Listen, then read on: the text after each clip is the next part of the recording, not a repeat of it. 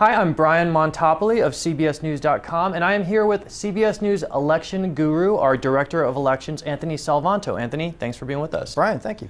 All right, so what we're going to do is break down what you can expect on election night and then sort of how this race looks, and when we're getting the returns, what we should be looking for. So the first question I have, and I think a lot of people are going to be interested in this on election night, is how are the returns going to come in? What are we going to know first? What are the big states to look for? Well, the fun thing is we're going to come right out of the gate with a couple of key battlegrounds. Virginia closes at 7 o'clock. We'll start getting data in from there. I don't think we'll know the winner there for a while, especially if it ends up as close as it looks right now. That could be ours.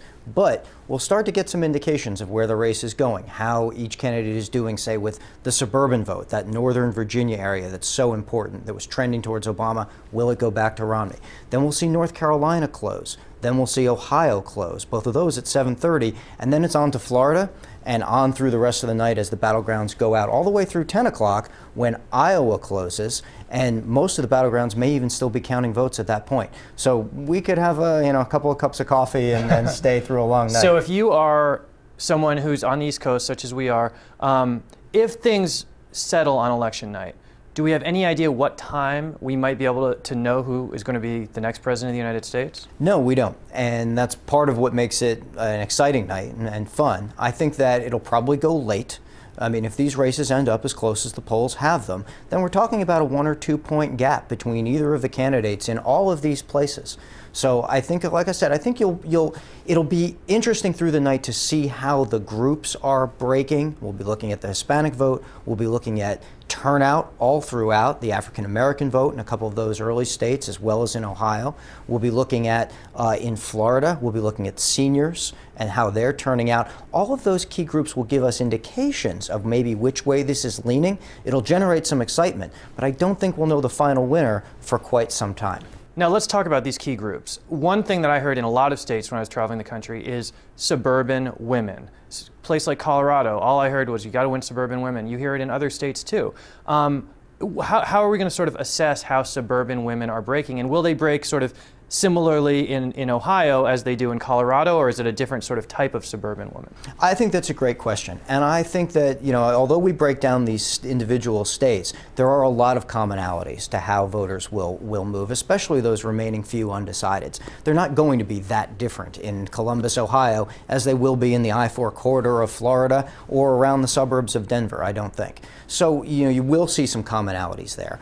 And I think that the suburbs are a key point. It's often overlooked as part of Obama's coalition from 2008 that he's struggling to hang on to right now. And that is that suburban vote, which he swung from George Bush 2004, is now a big swing vote. So you will see that. And like I said, there are those key areas, battlegrounds within the battlegrounds that we'll be looking at as those returns come in, where we'll start to get some sense of how things are going. Now, let's talk about some of these other demographics. Whites, and white men especially, strongly favor Mitt Romney. Do we have a sense of sort of where Obama needs to be with this category? I mean, white men, I believe, were something like 36% of the electorate in 2008. If Obama loses 36% of the electorate by, 75-25, it seems like his goose would be cooked. I mean, what are we looking for when it comes to white men? Yeah, that's a great point. I think if he ends up somewhere in the mid to low 40s, he'll be doing pretty well.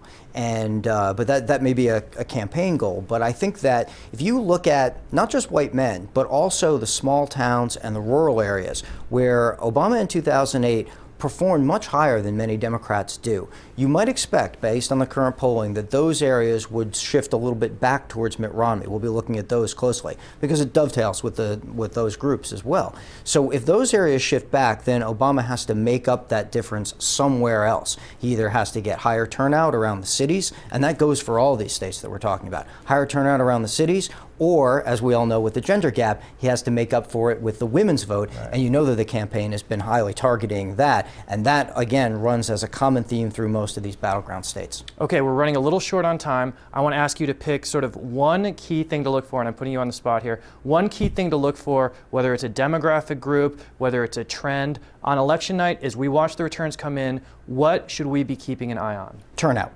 When you see an election that is this close, with each partisan side in their respective camps and so few undecided voters, it becomes about which candidate gets their folks out to the polls. And people often say, oh, it's all about turnout. But in this one, it really is. If you see Barack Obama's areas, some of those cities, some of the outer suburbs with high turnout, that bodes well for him. If you see some of those suburban areas and Mitt Romney areas going with higher turnout, that bodes well for him. It is all about turnout.